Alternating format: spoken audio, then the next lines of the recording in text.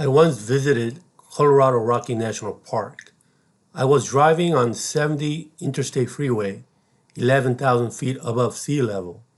Then an amazing thing happened.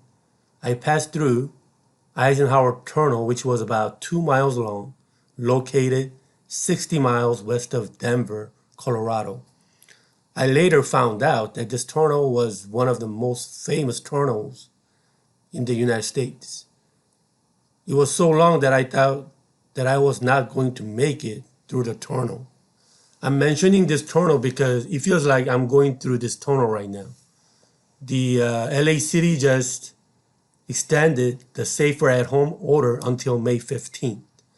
We already spent more than a month staying at home, and we see many suffer economically and mentally.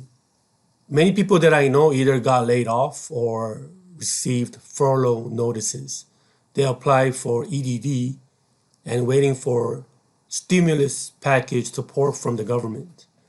Some who own small businesses could not pay their rent. People who have jobs are working wearing masks and gloves, worrying that they might get the virus as well. I work as a high school teacher, so I teach online classes these days. However, teaching online classes is not so easy. I use two computers, and looking at computer screens all day makes me dizzy sometimes. I wish I could go back to school as soon as possible to teach students in the classroom, but I have to wait until August for that to happen. Students are frustrated that they cannot go outside, and the parents are also frustrated that they have to take care of the students at home all day. Some people jokingly say that the parents will find the coronavirus vaccine before the scientists do. You could tell how parents are frustrated with their situation. We all go through a tunnel at least once in our lives. We see many Bible characters who had to go through tunnels as well, just like us. I thought about two characters. That's Joseph and David. When Joseph was 17 years old, he was sold as a slave to Egypt by his brothers. Joseph was trusted by Potiphar and was managing his house well. When Potiphar's wife tempted Joseph to sleep with her, Joseph refused because he was a God-fearing man. What happens next? He ends up in prison. Even in prison, he ends up being in charge of running the prison.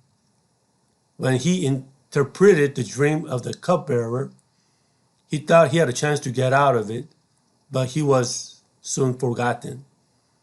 He finally got out of prison when he was 30 years old. Don't you think Joseph, who was a man just like us, sometimes blamed his brothers, Potiphar's wife, and the cupbearer during those 13 miserable years in Egypt? However, those long 13 years were training time for Joseph to be the general secretary of Egypt. What about David? He was already anointed as a king of Israel when he was young, but later became a fugitive, running away from King Saul. At one point, he went to his enemy's country, Philistine, and acted as if he was a madman just to survive. Remember, David killed giant Goliath, and he even became a son-in-law of Saul. But now he was running away from King Saul. Can you imagine what went through his mind? He must have been in fear and perhaps blaming King Saul for his miseries.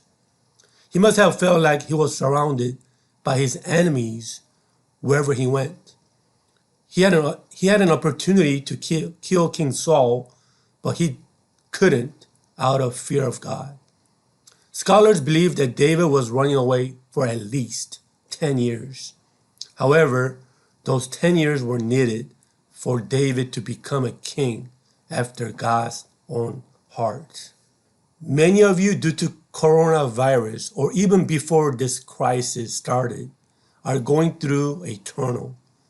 One thing is certain, that is, there is an end to a tunnel.